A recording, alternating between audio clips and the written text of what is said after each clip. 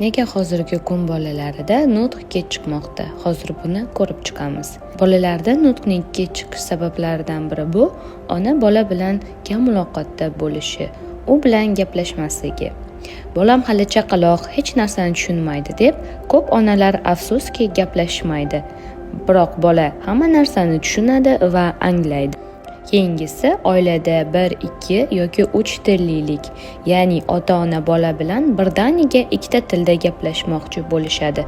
Ko'pincha bunday hollarda bola nutqi sekinroq rivojlanishi mumkin. Navbatdagisi esa hozirgi kunning dolzarb muammosi bo'lgan telefon va gadjetlarga bog'liqlik.